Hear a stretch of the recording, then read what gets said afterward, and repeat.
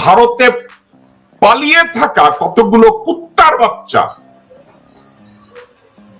বাংলাদেশে ঠিক রানা দাশগুপ্ত, পীযূষ, শাহরিয়ার কবির, হাসান ইমাম এদের মতো তারা ভারতকে কোথায় কোথায় বলে বাংলাদেশে এসে আক্রমণ করেন, ভারত যেন এখানে ইন্টারভিন করে। আজকে বানরমুখ কামাল ভারতে গিয়ে তার মায়ের লাংদের বলছে, এই শুয়োরের বাচ্চা বলছে বাংলাদেশের জুডিশিয়ারিতে ভারতের হস্তক্ষেপ করা উচিত, বাংলাদেশের সশস্ত্র বাহিনীর উপরে ভারতের হস্তক্ষেপ করা উচিত। কিভাবে হস্তক্ষেপ বুঝছেন তো?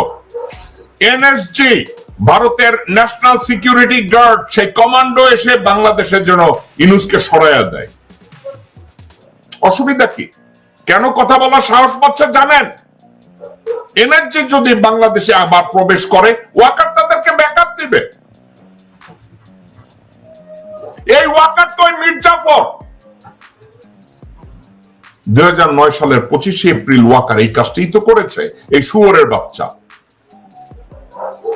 এখন এনএসজি যদি বাংলাদেশে আসে, আপনার কি মনে হয় ডিজিএফআই জাহাঙ্গীর ছাত্রলীগের ক্যাডার, ডিজিএফআই জাহাঙ্গীর এটা এই খবর ডক্টর মোহাম্মদ ইউনূসকে দেবে? দেবে না। আপনার কি মনে হয় ডক্টর মোহাম্মদ ইউনূসের প্রতিরক্ষা উপদেষ্টা জেনারেল হাফেজ এটা ডক্টর মোহাম্মদ ইউনূসকে আগাম খবর দেবে? দেবে না। ডক্টর মোহাম্মদ ইউনূসের মিলিটারি অ্যাসিস্ট্যান্ট জেনারেল ফেরদৌস এটা ডক্টর মোহাম্মদ ইউনূসকে এসে বলবে? বলবে না। কারণ কি জানেন?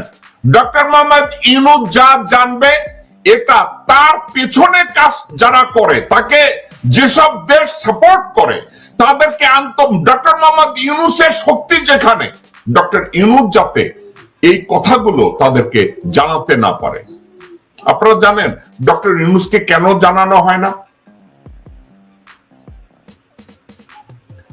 আসিফ নজরুল কয়েক জায়গায় বলেছে ওনার মন নরম, উনি এই বয়সে হার্ট অ্যাটাক করবে, ওনাকে এগুলো বলা যাবে না।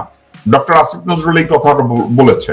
আমার সামনে যদি ডক্টর আসিফ নজরুল এই কথাটা বলতো, আমি থাপড়ায় দাঁত ফলায় দিতাম।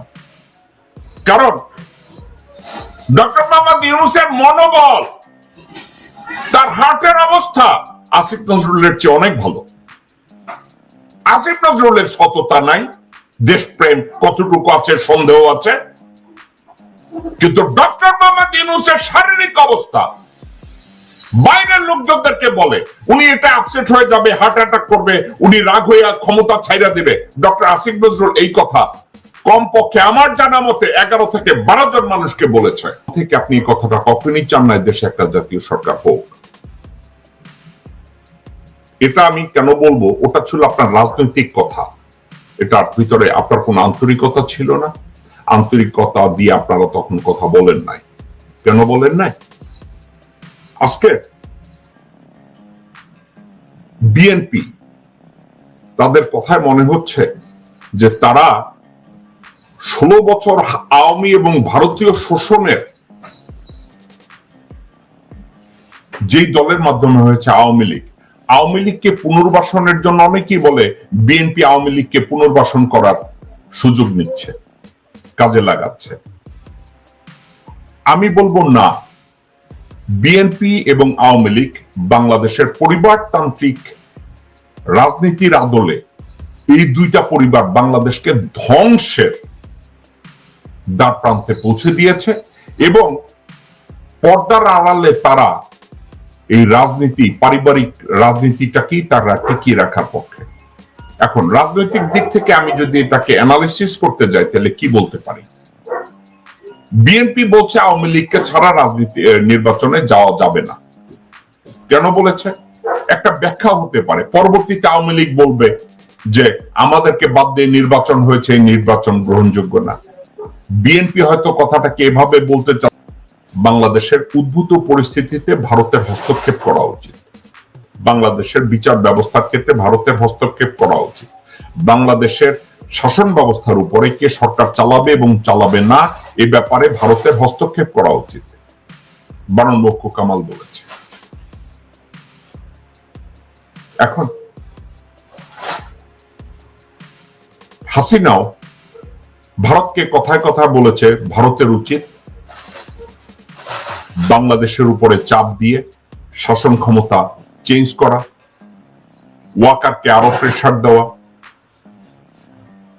আপনাদের মনে আছে 15 বছরের শোষণ আমলে ইভেন দেন 96 সালে আওয়ামী লীগ যখন গঠন করেছিল তার একটা কথা বলেছে, বাংলাদেশের তথাকথিত হিন্দুরা বলেছে আমাদেরকে বাঁচানোর জন্য ভারত যেন বাংলাদেশ আক্রমণ করে। ভারতের কার্টুন চরিত্র রিপাবলিক টিভি থেকে প্রতিদিন বাংলাদেশের উপরে আক্রমণের কথা বলা হয়।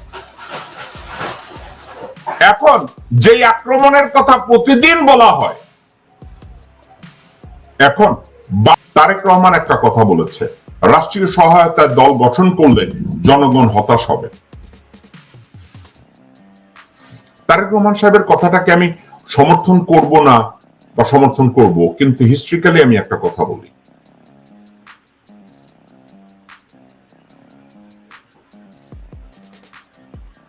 বিএনপি যখন গঠন করা হয় তখন শহীদ রাষ্ট্রপতি জিয়াউর রহমান ক্ষমতায়, তারেক রহমান সাহেব বোধহয় এই কথাটা ভুলে গেছে। Number one. নাম্বার টু, জাতীয় পার্টি যখন গঠন করা হয় তখন এরশাদ সাহেব ক্ষমতায়, তারেক রহমান বোধহয় কালচারটা ভুলে গেছে। তাইলে ক্ষমতার থাকার বাইরে রাজনৈতিক দল কোথায় হয়েছে? এখন আপনারা বলতে পারেন ন্যাশনাল আওয়ামী মুসলিম লীগ তৈরি করেছিল মাওলানা আব্দুল হামিদ খান ভাসানী পাকিস্তানে। আওয়ামী লীগ তখন একটা স্বতন্ত্র রাজনৈতিক দল ছিল, যেটা পরবর্তী সময় হাইজ্যাক করা হয়েছে ভারতীয় তাবেদাররা, ভারতীয় ষড়যন্ত্রকারীরা মুজিব শেখের নেতৃত্বে দলটাকে তারা নিয়ে গেছে। তাইলে এই মুহূর্তে যদি রাজনৈতিক ক্ষেত্রে আপনারা যদি রাজনৈতিক পরিচয় এবং কে কোন দল করবে বা না করবে, এক্ষেত্রে বলতে গেলে তাহলে একটা দল আছে যারা ক্ষমতায় থাকার বাইরে থেকে তারা রাজনীতি করছে এবং করে যাচ্ছে। একত্রে তাদের সেন্ট্রাল কোনো মুখপাত্র নাই, তারা কোন জায়গায় কি বলে কোনো উত্তর দক্ষিণও নাই। আমি তারেক রহমানকে গত 2 সপ্তাহ আগে বলেছি, 3 সপ্তাহ আগে বলেছি যে আপনার মা লন্ডনে গেছে, আপনি এবং আপনার মা একা কথা বলেন। ওই কথা বলার সময় আপনার স্ত্রী, পুত্র, কন্যা, আত্মীয় স্বজন কেউ যেন কাছে না থাকে। আপনি একা স্রেফ আপনার মায়ের সাথে দলের সার্বিক পরিস্থিতি নিয়ে কথা বলেন, সিদ্ধান্ত নিয়ে কথা বলেন, এবং তারপরে আপনি একটা আপনার দলের ভিতরে একটা রিফর্ম করে সামনে আগান।